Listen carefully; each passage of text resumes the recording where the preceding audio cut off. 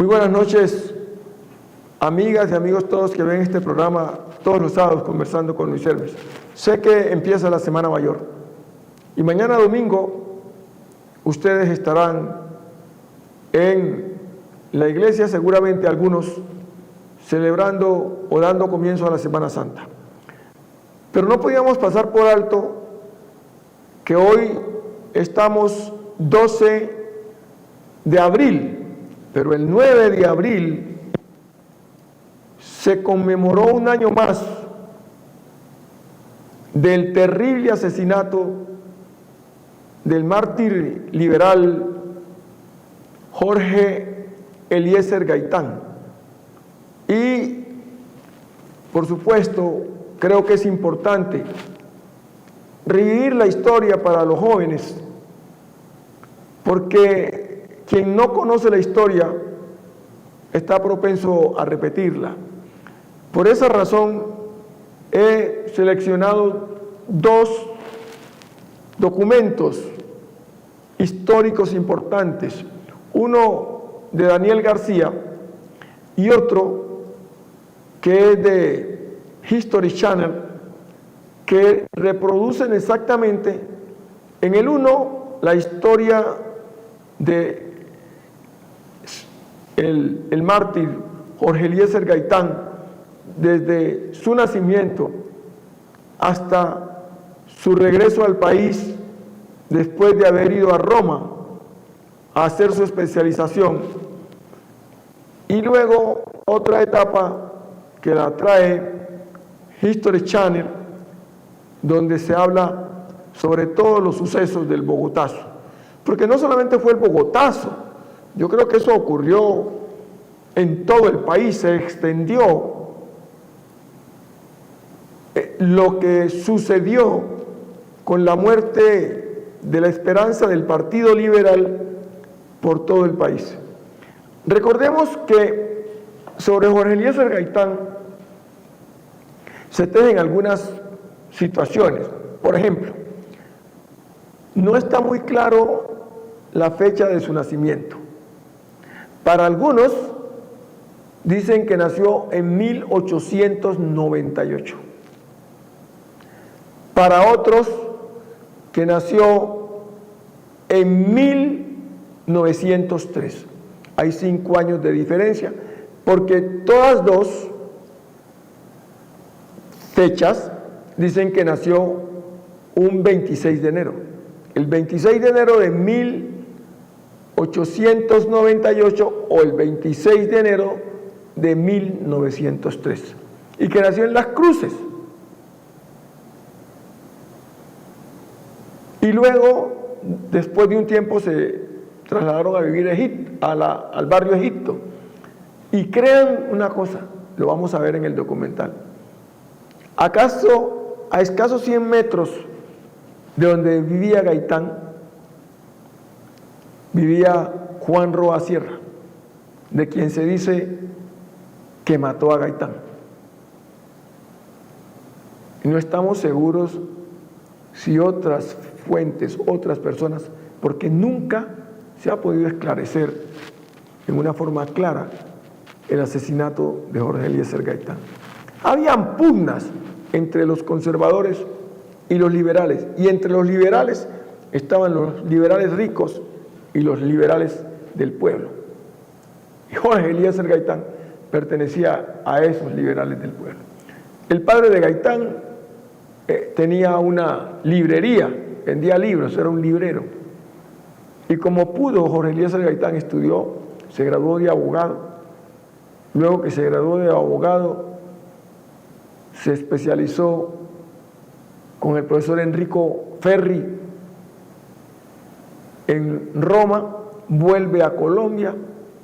En 1928 visita la zona bananera, hace la defensa de las bananeras y va desempeñando puestos importantes, fue diputado, fue representante, por supuesto, fue alcalde, fue ministro de Educación, en fin, y todo eso fue desarrollando y acumulando Gaitán hasta llegar a convertirse en el jefe del partido.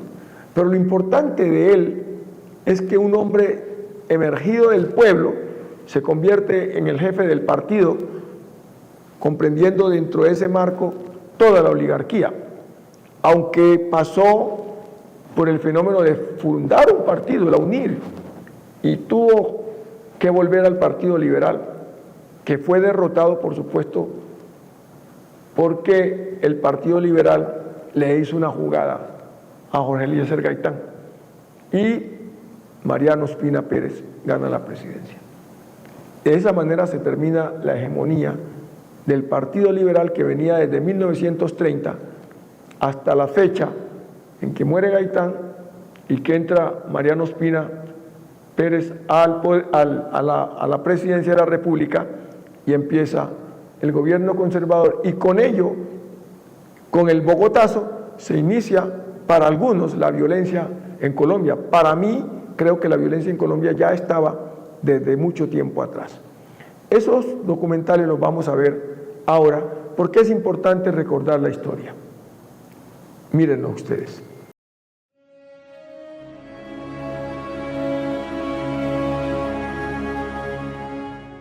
Hemos llegado ya entonces ante el peligro de esta avalancha humana, que no mi nombre, sino la restauración moral y democrática de la República libra una batalla, librará una batalla, vencerá a la oligarquía liberal y aplastará a la oligarquía conservadora.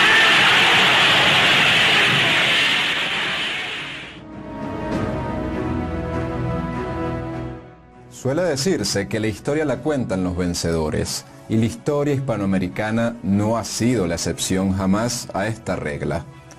Por intereses de grupos de poder, existen personajes que han sido execrados de las historias oficiales, por lo que muy poco suele saberse de ellos. En la vida política de Colombia hay un hombre que ha sido casi borrado de muchos libros de historia, a pesar de la huella innegable que ha marcado en el país. Su nombre es Jorge Eliezer Gaitán. Su original influencia sobre el devenir político, la relevancia de su pensamiento y el mal uso de sus ideas por parte de la política contemporánea, desde la izquierda hasta la derecha, hacen necesaria una revisión de su vida y de su obra, para que sea conocido el Gaitán auténtico, a ojos de quienes persiguen cambios reales en el campo de batalla que es la política. En esta primera entrega sobre este personaje único, nos vamos a enfocar en su extraordinaria biografía. Esto es La Nueva Enciclopedia y los invito a seguirnos en nuestra cuenta de Instagram, que pueden conseguir debajo de este video.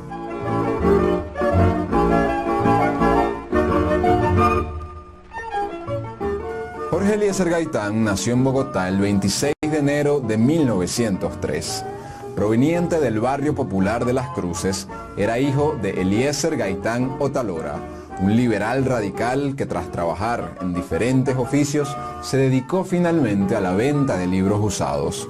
Su madre era Manuela Ayala de Gaitán, maestra de escuela, mujer activa y progresista, que dejó honda huella en la formación de su hijo.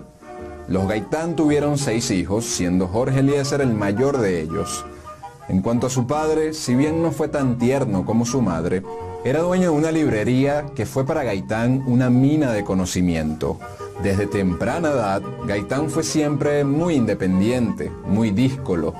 Debido a las dificultades económicas, muy pronto la familia de Gaitán se trasladó a vivir al barrio Egipto.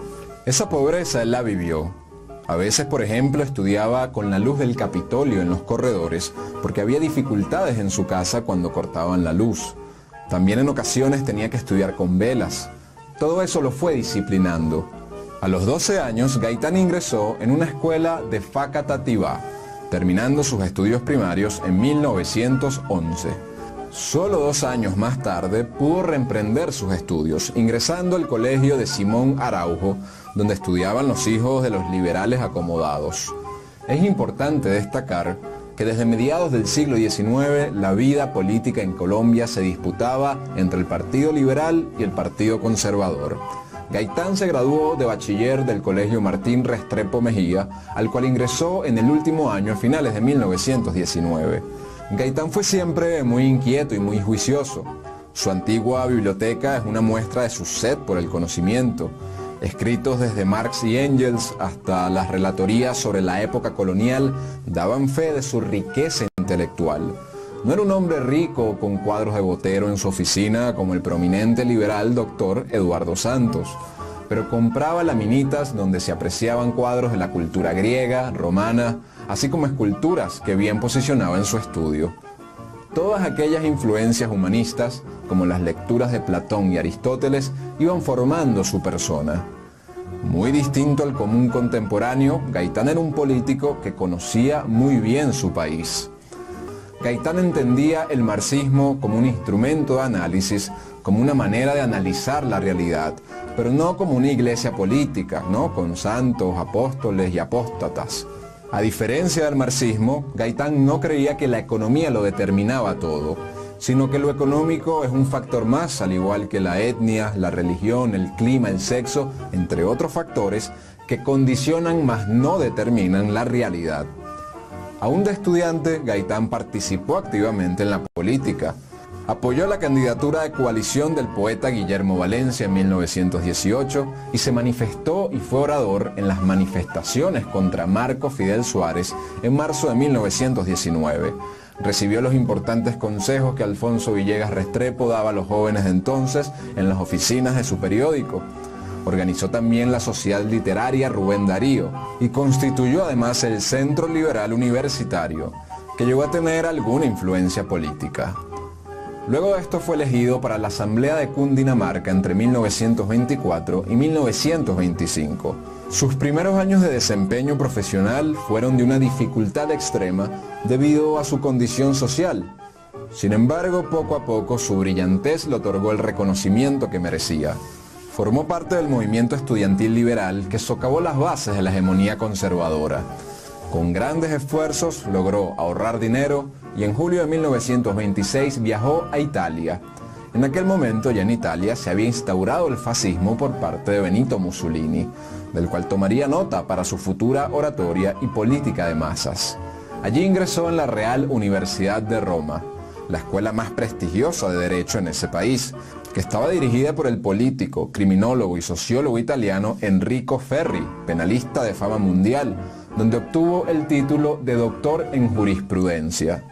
Su tesis mereció la calificación magna cum laude y el premio Enrico Ferri, y llegó a ser texto de estudio en muchos lugares. Llevaba como título El criterio positivo de la premeditación. Gaitán regresa al país en 1928, año intenso tanto para la vida joven del abogado como para la política del país.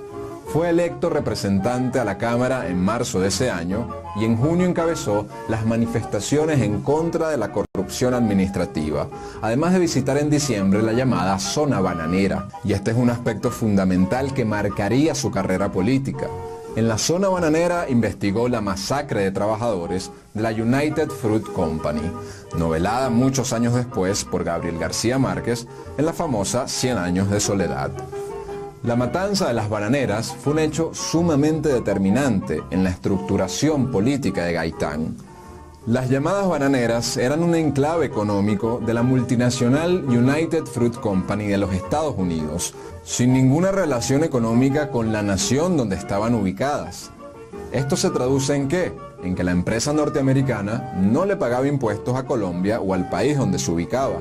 Además producía el banano cambur y lo exportaba, no pagaba el salario de los trabajadores en pesos, sino en notas, para que fuesen canjeadas en los almacenes de la misma compañía.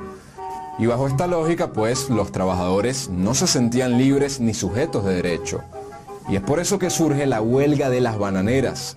De esta forma es como Gaitán surge de manera influyente en la vida política del país, gracias a su gran debate sobre el tema de las bananeras. A raíz de este hecho, Gaitán llegará a decir que la tierra es para el que la trabaja. Bueno, ya vieron el primer documental. Ahora vamos a ver el de History Channel, que es muy importante, y con él terminamos el programa porque ya quedan ustedes con un conocimiento específico de quién fue Jorge Eliezer Gaitán. Vean esta segunda parte. En 1948, dolorosos acontecimientos cambiaron de raíz la historia de Colombia del siglo XX. Bogotá, la capital colombiana, se preparaba para recibir las delegaciones de la 9ª Conferencia Panamericana que dio origen a la OEA. Las sesiones estaban en curso, cuando al mediodía del viernes 9 de abril, el caudillo popular Jorge Eliezer Gaitán fue asesinado. La ira popular se volcó sobre el centro de la ciudad en una llamarada incontenible que arrojó centenares de muertos y se extendió por todo el territorio nacional. El Bogotazo, un acontecimiento que partió en dos la historia del siglo XX en Colombia, incrementando la violencia que ya se venía gestando en diversas regiones del país. 60 años después, presentamos una mirada retrospectiva sobre la memoria y los efectos de aquel magnicidio.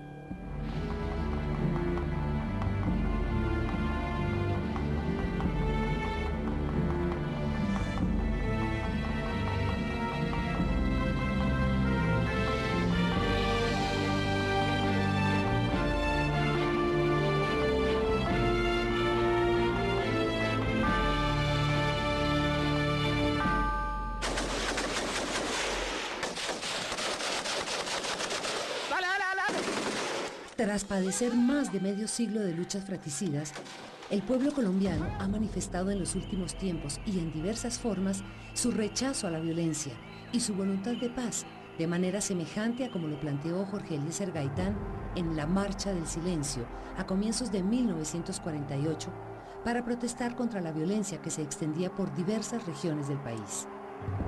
Gaitán representaba una esperanza de redención para los sectores populares y su asesinato significó la muerte de una ilusión. Atención, el excelentísimo señor presidente de la República, doctor Mariano Cepina Pérez, inaugura la conferencia panamericana. Mientras las sesiones de la 9ª Conferencia Panamericana estaban en curso, al mediodía del 9 de abril fue herido de muerte el líder popular Jorge Eliezer Gaitán. Orgullo de nuestra propia raza. Veneración a nuestras tumbas. Atención, atención, hoy 9 de abril de 1948. En estos momentos acaban de ser herido el doctor Jorge Eliezer Gaitán. Mataron al padre de Colombia. Minutos más tarde, Bogotá ardía en llamas. Los principales centros de poder político y religioso quedaron convertidos en cenizas. A comienzos del año 1948, la capital colombiana se preparaba para un importante evento internacional, la realización de la 9ª Conferencia Panamericana, que daría lugar a la creación de la Organización de los Estados Americanos, OEA. Para este compromiso internacional, Bogotá cambió su cara. Se arregló la Avenida de las Américas, llamada así en honor a los países representados en la conferencia. El Teatro Colón, primer escenario nacional, fue remodelado para esta ocasión. El Capitolio Nacional, edificio del Parlamento, también fue adecuado como sede de las deliberaciones. Su más reciente restaurador, el arquitecto Alberto Corradain, explica los cambios que se hicieron al interior de esta edificación. Para la Conferencia Panamericana hubo necesidad de hacer una serie de obras específicas, porque el edificio no estaba preparado para recibir tantas comisiones como las que iban a surgir en la organización de la conferencia. La conferencia de 21 naciones del continente estaba proyectada para el mes de enero, pero Argentina y Uruguay solicitaron su aplazamiento hasta que los Estados Unidos resolviera su política frente al llamado Plan Marshall para la recuperación de Europa y explicaran su actitud frente a América Latina. El propio general Marshall respondió a algunas críticas provenientes de Latinoamérica. El plan de rehabilitación de Europa requerirá la inversión de miles de millones de dólares en América Latina, siendo natural suponer que esos fondos ayudarán a los países en que se inviertan. En efecto, América Latina aportaba alimentos y materia prima que era necesario comprar para enviar a la Europa destruida. Al aclarar las inquietudes, la 9ª Conferencia Panamericana se inició el 30 de marzo de 1948. Se realiza la 9ª Conferencia Internacional Americana, convocada para resolver problemas de interés general. Las delegaciones comenzaron a llegar. y de inmediato se iniciaron las sesiones en el Capitolio Nacional. La presidencia la asumió el canciller Laureano Gómez. El escritor, abogado y parlamentario Alberto Dangond Uribe explica quién era el doctor Gómez.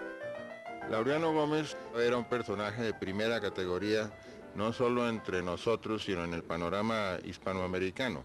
Y como canciller de la República en ese momento, le correspondió no solo presidir la 9ª Conferencia Panamericana, sino prepararla. Y a esa conferencia asistieron los personajes más notables de toda América Latina, porque se trataba de un acontecimiento de primera categoría en el panorama americano y en el ámbito de las decisiones de ese tiempo.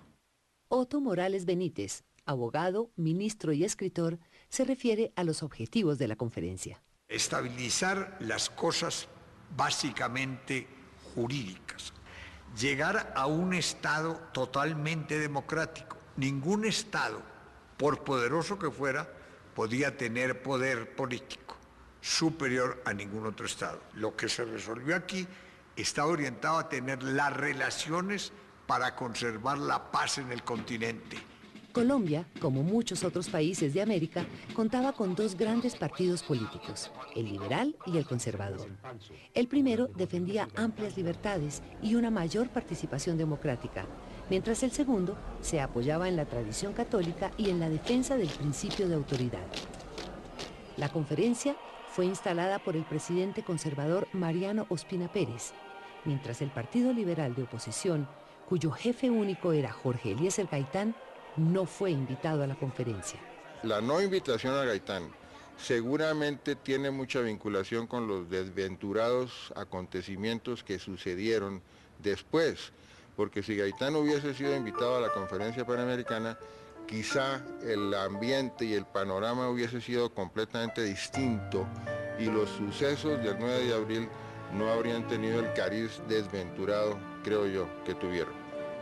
Pese a que la ciudad vivía un ambiente de fiesta, en el fondo existían fuertes tensiones sociales y políticas que se agravaron con la exclusión de Gaitán a la conferencia panamericana. Y a las inmensas masas liberales que en todas partes constituyen la incontrastable mayoría del partido. Yo soy un pueblo que me sigue. Yo soy un pueblo que me sigue. Mientras la conferencia seguía su curso, el 8 de abril Gaitán logró un importante triunfo profesional como abogado penalista al obtener la libertad de Jesús Cortés, teniente del ejército, cuyo caso se había convertido en un escándalo público al dar muerte a un periodista por supuestos ultrajes al honor militar. Absuelto el teniente Cortés, emotiva defensa del abogado Jorge Eliezer Gaitán, quien salió en hombros del despacho judicial. En la mañana del 9 de abril, Gaitán recorrió los espacios de su casa de habitación como tantos otros días, para luego dirigirse a su oficina sin saber que ese viernes lo esperaba una cita histórica con el destino.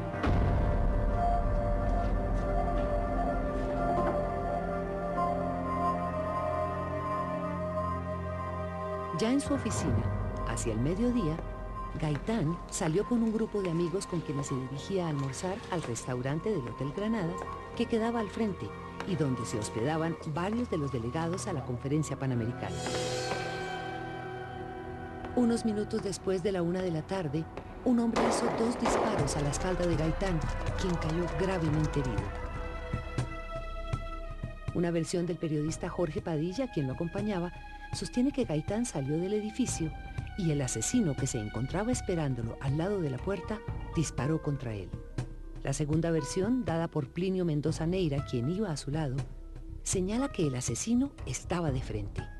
Gaitán alcanzó a verlo empuñando el arma y giró el cuerpo para regresar a la oficina. Y fue allí cuando recibió los disparos. Aquí tenemos una perforación, bordes invertidos. Expertos en balística de la Policía Nacional analizan las versiones. Al laboratorio de balística se nos llegaron los siguientes documentos, como fue el protocolo de necropsia, los testimonios de las personas de la época y como pieza fundamental el saco, el cual presenta 2 perforaciones. Vamos a fijar la distancia del orificio 1 a la parte superior del cuello.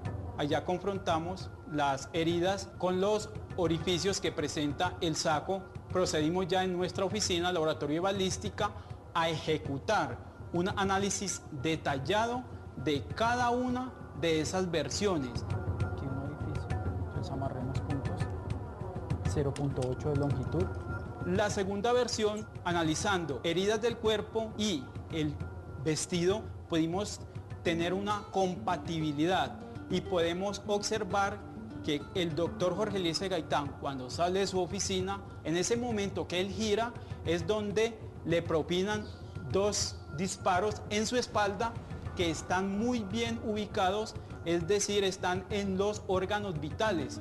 Los testigos hablan de un tercer disparo que ya estando en el piso, posiblemente lo tomamos como el que lo acaba como el tiro de gracia. Esta es la versión que más tiene fundamento técnico-científico, de acuerdo a los estudios realizados con todos los documentos aportados. Gaitán fue llevado agonizante a la clínica central. Mientras tanto, en el lugar de los hechos, el presunto asesino intentó esconderse en la droguería Granada. Mientras las gentes se agolpaban en la puerta, el dependiente preguntó al hombre por qué cometió el crimen, y este respondió: ¡Ay, señor!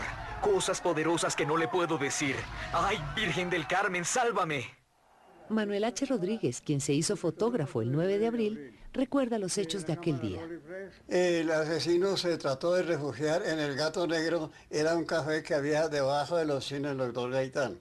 Y ahí alguien lo acosó y le quitó el revólver. Y luego se refugió en la droguería Granada, donde hoy es la Panamericana en la 14. Ahí se refugió Roa Sierra y ahí rompieron las rejas, que en esa época era de abrir y cerrar. Rompían las rejas y sacaron a Roa Sierra. La turba enfurecida arrastró el cuerpo del presunto asesino y lo condujo hasta el Palacio Presidencial, que quedaba a 8 cuadras.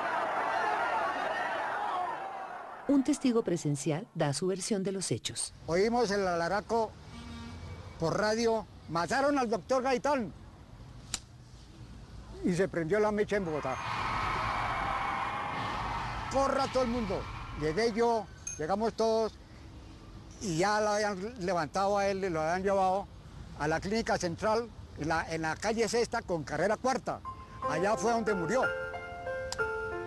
Cogieron a Roa Sierra, los emboladores, y lo mataron con la caja de embolar. En la clínica central, en estos espacios que hoy se encuentran en ruinas, los médicos atendieron rápidamente al caudillo, pero a pesar de sus esfuerzos, no lograron salvarlo. Gaitán falleció antes de las 2 de la tarde. Al salir de su oficina en el día de hoy, el doctor Jorge Eliezer Gaitán, jefe único del Partido Liberal, fue gravemente herido de 3 disparos y llevado de inmediato a la clínica central. Los médicos no pudieron hacer nada para salvar su vida. El jefe del Partido Liberal acaba de fallecer.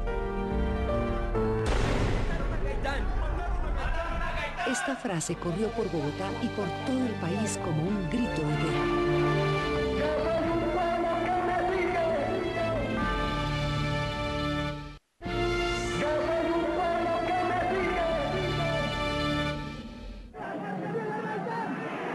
La muerte del hombre que era la esperanza del pueblo hizo explotar en llamas la capital colombiana.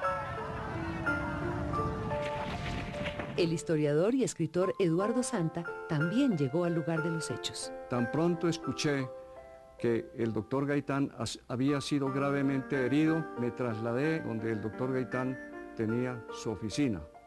Ya había bastante gente allí recogiendo en su pañuelo la sangre que había derramado. Uno de los primeros edificios incendiados fue la gobernación de Cundinamarca, en un edificio que todavía existe. Un grupo de intelectuales de oposición se tomó la estación de la Radiodifusora Nacional de Colombia para incentivar la rebelión popular contra el gobierno conservador. El economista Raúl Alameda fue uno de ellos. Yo mientras tanto entré a la radio y me di cuenta que las agujas del equipo no se movían. empecé a mover los motores y empecé a transmitir solo. Aló, fuerzas liberales izquierdistas de Colombia, se han levantado todas las divisiones de la policía en la capital de la República a favor del movimiento revolucionario. Aló, pueblo de Bogotá, balas asesinas del régimen nos asedian, oigan las balas asesinas del régimen. Y elevaba el micrófono porque se oían las balas. Se desata todo lo que se desató en Colombia, no en Bogotá, en todo el país. La reacción fue nacional, porque era la gran esperanza social colombiana. Se estaba organizando en la Plaza de Toros una gran manifestación para avanzar hacia el Palacio Presidencial. Era una cosa gigantesca. Un sacerdote muy ilustre colombiano llamó a Palacio y dijo, esto no lo detiene nadie. Se van a tomar a Palacio.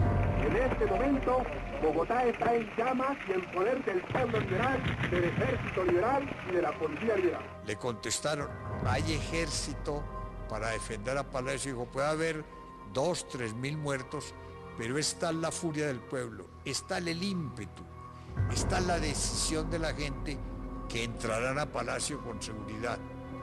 De la única manera que logran detener ese movimiento, que logran paralizar esa acción contra el Palacio, es si citan a los jefes liberales. Eso detendría a la gente, porque al saber que los jefes liberales están en Palacio, es porque está sucediendo algún entendimiento, algún hecho político va a desprenderse de esa visita.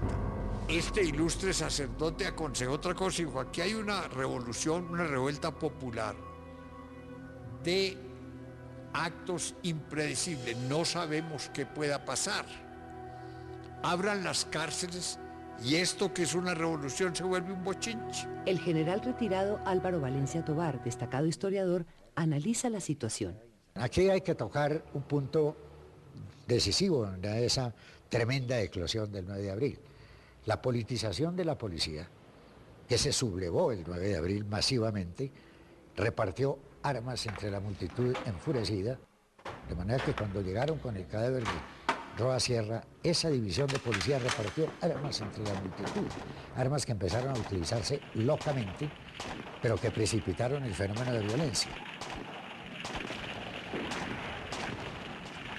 Cuando se dedicó todo el mundo a robar, por ahí a las 3, 4 de la tarde, salió la Armada en Bogotá, y entre eso salió un cañón, y el cañón lo mandaban de la plaza de la avenida Jiménez a la Plaza Bolívar, que era la calle real donde más robaban. Claro que eso principiaron a robar, diga usted, en todo Bogotá. Todo el mundo robe, y el más vivo le pegaba al otro y le robaba lo que traía. Con el machete le daba, lo despedazaba, y uno ahí quieto, pero le tocaba a uno moverse. Y uno así, porque guerra es guerra. La cosa sería. Arturo Hernández tenía 9 años durante el Bogotazo y desde entonces trabajaba con su padre en el cementerio. Empezaron a traer unas camionetas de medicina legal y unos camiones del ejército. Empezaron a traer a todas las personas muertas. Las fueron colocando en el piso de una galería que se llamaba la Galería Nueva. Entonces ahí acomodaron a todas las personas y duraron trayendo personas como unos 5 días. Al investigar sobre la naturaleza del asesino, se pudo constatar que se trataba de Juan Roa Sierra, un desempleado de extracción humilde de 25 años de edad. En el cementerio hay una cosa que llaman la rotonda, es una parte redonda, y había que caminar sobre los cadáveres. Y entre los cadáveres que había uno desnudo, y lo único que tenía una corbata, o 2 corbatas, ¿qué es esto? Mira, ya está saliendo, mira. Por eso se identificó Roa Sierra.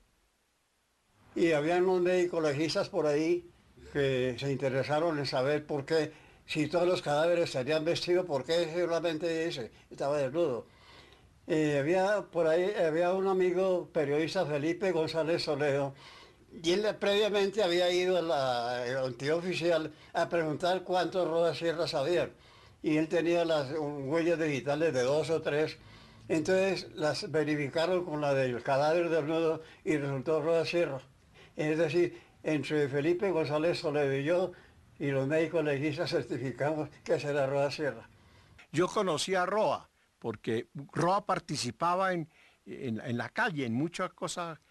La agitación era enorme, por cualquier cosa se formaban mítines. Yo había visto y había hablado con Roa, un tipo de planteamientos muy clasistas, antioligárquicos y cosas de esta, pero que decía que nadie hacía nada y ni siquiera Gaitán era capaz de hacer nada. El escritor y dramaturgo Miguel Torres estudió la vida de Roa Sierra, protagonista de su novela El crimen del siglo. Juan Roa Sierra nace en el barrio Egipto, paradójicamente a escasos 100 metros de donde nació Jorge Eliezer Gaitán. Se sabe que es un tipo huraño, como apartado, ensimismado, solitario, de pocas palabras. Entonces, la madre, precisamente por la falta de trabajo de Juan, resuelve llevarlo donde un astrólogo muy conocido de la época, un alemán, Johann Umlanger, y le sugiere a Juan que se inscriba, se afilie al rosacrucismo, cosa que Juan hace con la ayuda de la madre, y se entrega mucho a ese estudio que confirma también algunas de las creencias que él tiene, como es creer en la reencarnación y en el hecho de que él, en ciertos momentos de su vida, cree ser la reencarnación de Gonzalo Jiménez de Quesada y del general Santander. Esto dicho por la madre. Al amanecer del día siguiente, cuando ya la ciudad había sido incendiada y saqueada, la viuda del caudillo, Amparo Jaramillo de Gaitán, pidió que se vistiera el cadáver de su esposo y sin que nadie se diera cuenta, lo llevó hasta su casa y allí fue enterrado en la sala, donde permaneció durante 40 años. Muchos almacenes fueron saqueados, las licoreras asaltadas, lo que produjo una borrachera general. Ningún grupo político pudo reivindicar los desmanes. Aunque se trató de acusar a los comunistas, las investigaciones posteriores demostraron que no existió ningún plan organizado. Mercedes Casas de Durán se encontraba el 9 de abril en el epicentro de los acontecimientos. Yo me encontraba en el colegio de mis tías Casas, detrás del Palacio de Nariño. Era profesora de un curso y como a la 1 de la tarde sentimos algo extraño estaba pasando en el colegio. Cuando empezamos a sentir gritos y empezamos a sentir un ambiente como de revolución, resolvimos que lo más importante era guardar las niñas del colegio. Y comenzó un tiroteo tan fuerte y desafortunadamente en ese tiroteo mataron a 2 empleadas del colegio. La gente se había embriagado, asaltaba ferreterías, se armaba con lo que podía. Los fusiles entregados por la policía y la propia policía sublevada se convirtieron en un peligro urbano total.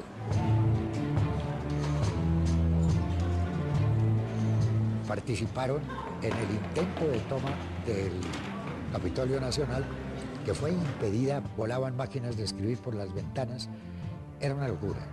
El guardia presidencial alcanzó a contener la multitud que ya llegaba con el cadáver de Roa Sierra y gradualmente tomó la carrera 7ª hasta la esquina de la Plaza de Bolívar. Durante algunos días la conferencia fue suspendida. El luto y la zozobra reinaban sobre la ciudad. Las gentes tenían que marchar con las manos en alto, mientras algunos francotiradores continuaban disparando desde las torres de las iglesias. Aquel terrible fin de semana aumentó el número de muertos mientras el ejército intentaba controlar la situación. Los delegados de la Conferencia Panamericana se trasladaron al Gimnasio Moderno, un colegio ubicado al norte de Bogotá, para reanudar sus sesiones. La conferencia concluyó el 30 del mismo mes de abril con la firma de El Pacto de Bogotá. El principal resultado de la 9ª conferencia fue la formación de la Organización de los Estados Americanos, OEA, tal como existe hasta el presente. El caos y la anarquía primaron durante aquellos días de ira popular, dejando un saldo de más de 5.000 muertos y miles de heridos, cuya cifra exacta nunca se ha podido establecer, así como centenares de edificaciones completamente destruidas. Con la muerte de Gaitán y los hechos del Bogotazo, la vida de Colombia ya no volvió a ser la misma, y sus graves consecuencias han generado serias repercusiones hasta el presente. Ante estos hechos, cabe preguntarse quién era Jorge Eliezer Gaitán y qué representaba para el pueblo.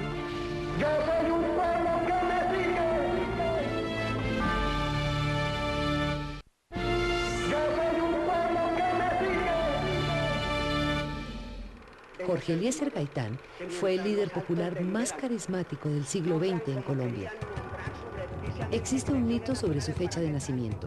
Sin embargo, según la fe de bautismo, nació el 26 de enero de 1898, o sea que en el momento de su muerte tenía 50 años.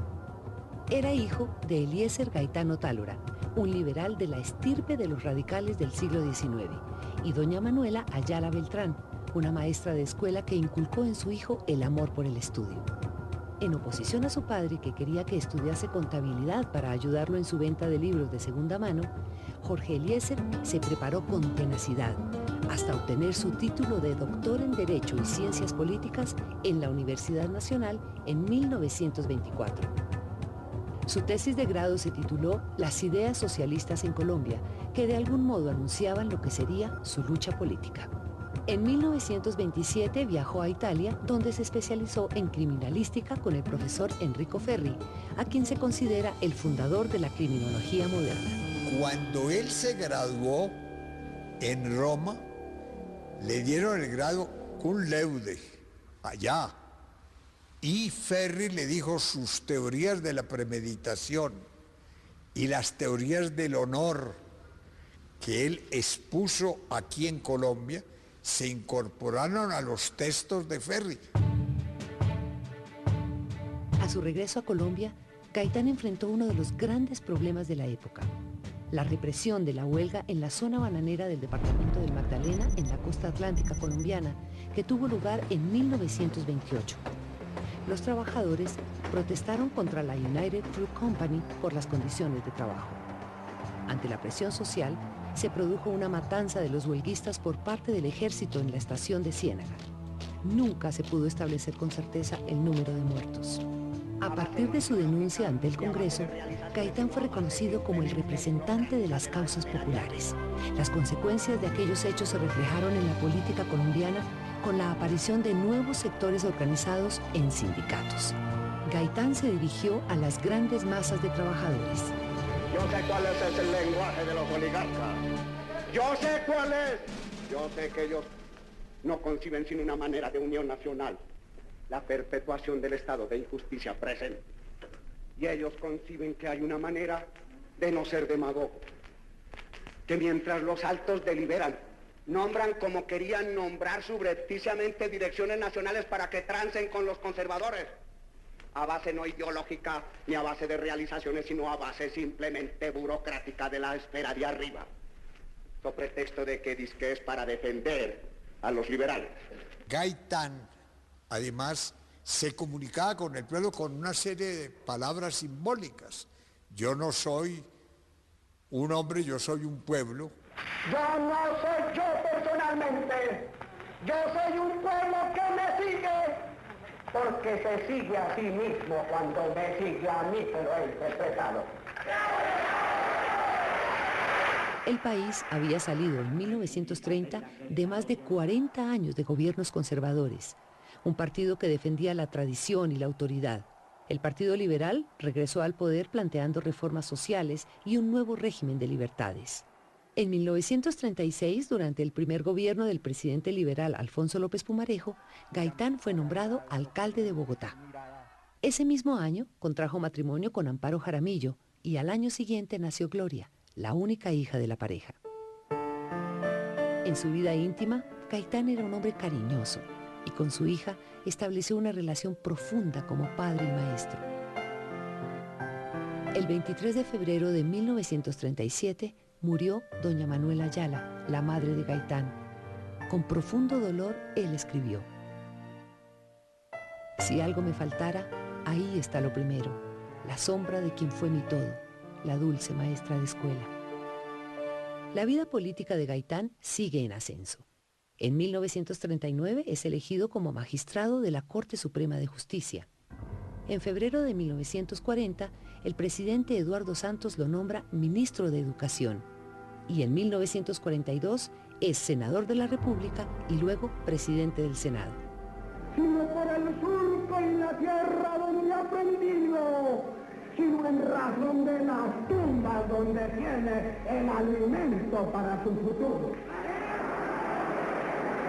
Su lucha a favor de las clases populares hizo que Darío Echandía, como presidente interino, lo nombrara ministro de Trabajo en 1944. En el Ministerio del Trabajo, naturalmente un hombre con una gran sensibilidad social, ayudó a conformar parte de la doctrina administrativa del derecho del trabajo. Además, planteó con Santos la creación de la justicia laboral, que no existía hasta ese momento. De suerte que era un hombre con una capacidad extraordinaria, tenía mucho el sentido del orden en la vida social. Ningún movimiento político como el que se propone conducir al doctor Gaitán al Palacio de los Presidentes ha tenido un arraigo nacional, popular y espontáneo más profundo y sincero. En 1944, Gaitán decide lanzar su candidatura a la presidencia de la República. Se inicia una época de un intenso contacto con las masas populares.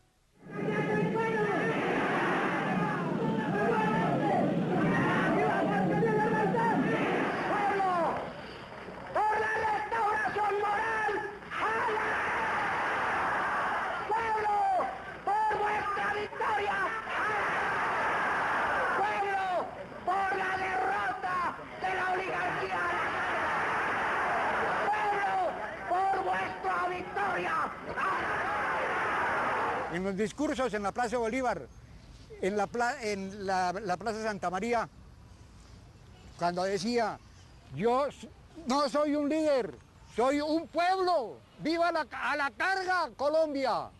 Eso lo decía, y la gente se ponía así, de una y todo el mundo corre y grite. En Tenjo fue donde lo recibieron multitudinariamente, todas las veredas, todo el pueblo se reunió.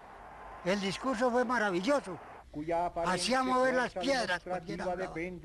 El Partido Liberal se dividió entre Gabriel Turbay, candidato oficial de la clase política del partido, y Jorge Eliezer Gaitán, que iba acompañado por un multitudinario movimiento popular. Hubo mucha inconformidad que capitalizó Gaitán, tanto como para enfrentarse al candidato oficial, que era un excelente político, el doctor Gabriel Turbay.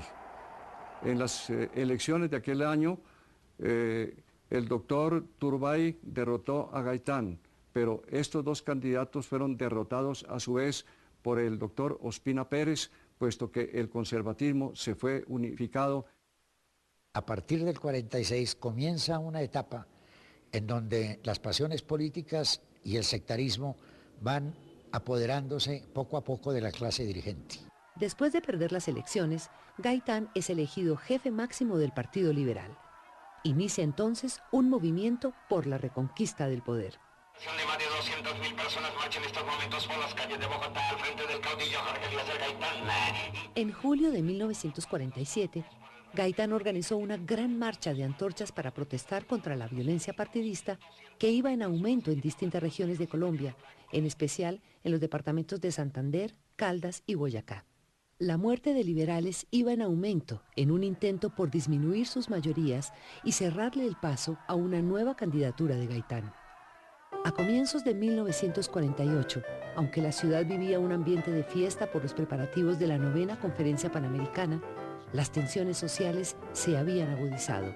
En el mes de enero, el presidente Ospina Pérez impuso el estado de sitio en todo el país, destinado a generar medidas especiales de seguridad en caso de que el orden público se viese alterado. El 7 de febrero del año 48 se desarrolló la llamada Manifestación del Silencio, organizada por Gaitán como protesta contra la violencia hacia los liberales que no cesaba. El pueblo marchó en completo silencio, llevando banderas negras como protesta por la muerte de innumerables copartidarios. Al día siguiente, en la ciudad de Manizales, capital del departamento de Caldas, ubicada en la cordillera de los Andes, la policía disparó contra un grupo de manifestantes liberales, dejando un elevado número de muertos y heridos. También hubo muertos en Pereira, ubicada a 360 kilómetros de Bogotá, y en otros municipios. Gaitán se dirigió de inmediato a Manizales y habló en el sepelio de las víctimas. Queremos la paz era la síntesis de esas manifestaciones. Arremetieron contra toda esta gente, 20 muertos en un solo día. El doctor Gaitán bajó a pronunciar los discursos de despedida de estos copartidarios, habló en Pereira y habló en Manizales. El discurso de Manizales se conoce con el nombre de Oración por los Humildes, en la cual dice a los cadáveres, les dice: vuestra sombra será la mejor luz en nuestra marcha. Pero aún faltaba la víctima más ilustre de aquellos oscuros días de violencia que iba a caracterizar toda una época de la historia colombiana. ¡Mataron a Gaitán! La muerte de Gaitán, producida al mediodía del 9 de abril, interrumpió sus sueños de lucha por llegar al poder, pero sobre todo cortó de tajo las esperanzas del pueblo por una Colombia nueva, más equitativa. Gaitán había ofrecido la restauración moral de la República y quitarle el poder a las oligarquías para entregarlo al pueblo. Después de 2 días de saqueo y destrucción, se impuso el estado de sitio y el toque de queda. Los dirigentes del Partido Liberal se entrevistaron con el presidente Ospina Pérez. En un esfuerzo por lograr la paz, el doctor Darío Echandía, político liberal y muy amigo del líder asesinado, fue nombrado ministro de Gobierno para tratar de pacificar los ánimos.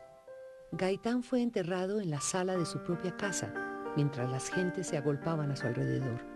Entre los asistentes se encontraba el conductor que lo acompañó en su campaña por los pueblos de Cundinamarca. Al otro día supe que lo iban a velar en la casa de él. Allá estuve en el velorio, la hora de almuerzo que me dieron en la fábrica. Estuve allá, había multitudinaria gente. Las exequias simbólicas se celebraron en el Parque Nacional de Bogotá, con una asistencia multitudinaria.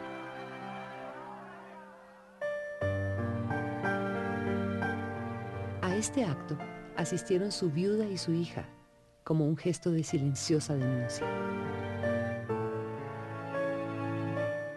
El político liberal Carlos Lleras Restrepo, quien años más tarde sería elegido presidente de la República, pronunció la oración fúnebre.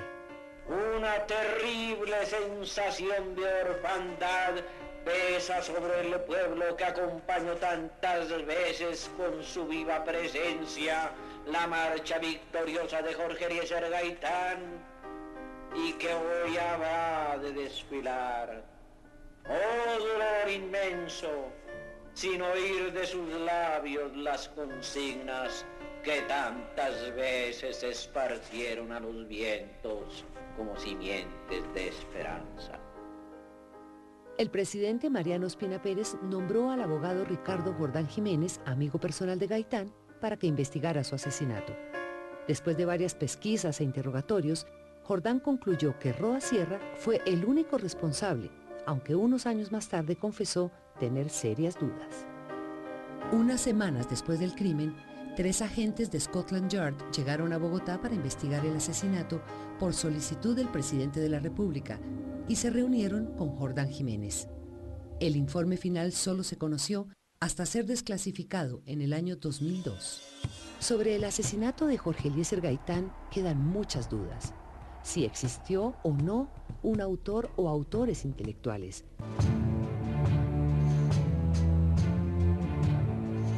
Las sombras que cobijaron al país con la muerte de Gaitán y los dolorosos hechos del Bogotazo aún están presentes.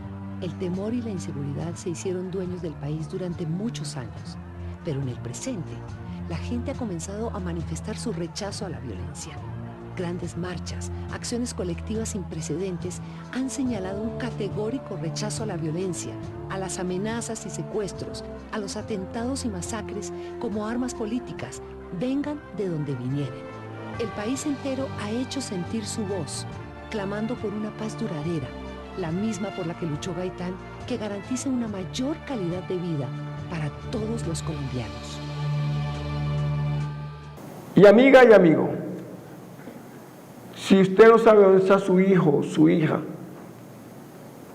empiece a preocuparse, porque por no saber dónde están nuestros hijos se está perdiendo la sociedad. En este momento, a esta hora, usted, señor padre de familia, señora madre de familia, sabe dónde está su hijo, su hija, sus hijos, converse con ellos. Muy buenas noches y hasta el próximo sábado.